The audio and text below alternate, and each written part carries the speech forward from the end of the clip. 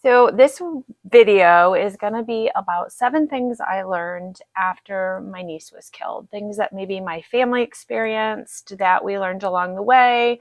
Just 7 tidbits. So let's dive into number 1, and that is gifts can be anonymous.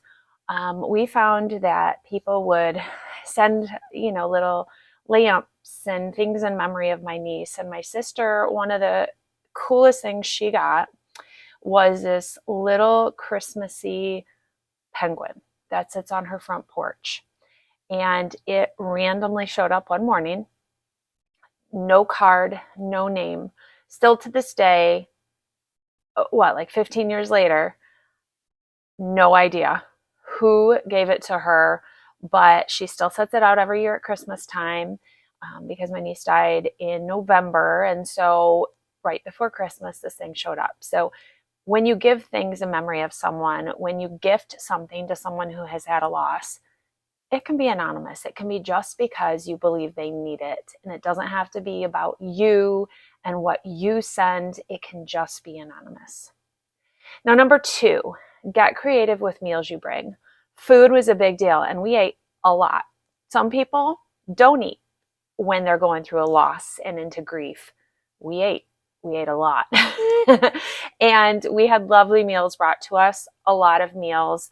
The casserole brigade, as I call it to families sometimes, that, hey, people are going to start bringing meals. Kind of just take note of who they are, what they bring, so you can maybe thank them later.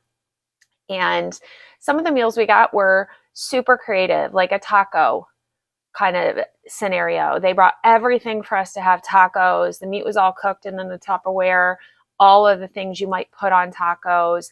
It was just a little different than your traditional casserole or spaghetti, something like that. Egg casseroles and muffins were super great, so that we didn't have to think about breakfast, especially the morning of the funeral. We could get up, put in a casserole, everyone could eat as we're trying to get ready for one of the hardest days ever. And so as you're gifting food to families in that beginning time period, think about some of those things as well. Egg casseroles, muffins, things that are not just for breakfast or just cookies, just for dinner, like a casserole or just cookies. Think about breakfast and other meals, snacks, things to keep them going. Also think for meals down the road, a month from now, drop off something, a meal for them, chat with somebody. It's a way for you to connect with the family down the road. Now, number 3, the clock does not stop. I remember the day of the funeral, and there's a huge clock on the wall at the church I grew up in where the funeral was. I just remember I kept looking at that clock, and it was like the biggest doomsday clock ever. Things move so slowly, yet so fast all at the same time. It was like there was forever until the funeral was going to start. But then it flew by so fast. It was like there wasn't enough moments to stop and breathe and to stop and take in what was happening. It was going so fast, but yet the impending moment of the finality of closing the casket and going to the cemetery seemed to be flying at us at rapid speed. So it's the most messed up time, continuum weirdness where it's going fast, but it's going so slow all at the same time. Number 4 is reporters. Now, my niece was murdered and was a news story. So dealing with reporters and initially saying, no, we're good. We don't need to make a statement. But then her dad killed her and then himself. And so they reached out to his family, and of course they talked and they provided photos. So the photo that they used the whole time for every news story was him and her together. And I called the reporters because that was kind of upsetting, that they would show him in a fatherly way when he was the one that did this.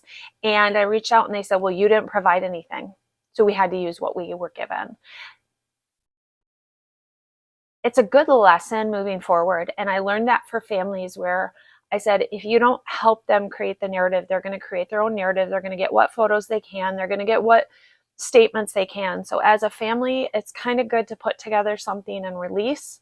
You don't have to do interviews, you don't have to go in depth, but release something. I had a family just recently I worked with, and they did just that, just so that people would stop trying to contact them, trying to get in their business, especially those first few days. You're trying to process the loss, meet with the funeral home, wrap your mind around everything that you have to do, plus these people who want to know all your business. So I wish that we would have released a photo right off the bat. I believe my brother did then wrote something and released it, but at that point his family had kind of gotten ahead, and it was hard. And I remember one night this reporter showed up at our door, at my sister's door, and we answered, and the look on her face, and she even said, I am so sorry, I don't want to be here having to do this. It was like she was the new person, and so they sent her in for, hey, go to the family's house, knock on the door, and see if you can get a story. We thanked her for being so honest and sent her away, but these reporters don't always want to be there. This is hard for them too, but it's kind of their job that they go into. So a little grace was nice for us to be able to have. Seeing is important. I wish I would have seen him dead. There are still moments I will see people that resemble him, and it strikes me like, oh my God, is that really? And I, have those wonderings, is he really gone? And I can only imagine families that never see their loved one gone that have those same moments. Share with me if you are one of those, if you never saw your loved one after they died, and then you still have moments where you glimpse someone that looks like them and you think, oh, is that them? It's not, but you wonder. And I just wish I had seen him. It would have entailed maybe going to the funeral, which I did not want to do that. And we did hear back that, yeah, he was there. He was in his casket. But I kind of just wish I would have seen him. I wish I would have reached out to the funeral home that cared for him and said, hey, can I come and just view him because I need to. They probably wouldn't have let me, but it's worth reaching out. Something else I kind of learned in the process, number 6, headstones can say whatever you want. I happened to be driving through the town where he was buried. He's not in the same state as we are. Happened to be driving through, and I just wanted to see his grave. I think that was part of the not seeing him. I wanted to at least see his grave. Like, I wanted to just know he was gone and he was there. Just something in my head led me to want to do that. So I stopped and found his grave. I've done it twice now as I've gone through that area. And his family put her name, and I believe it's a little butterfly, on the bottom of his headstone.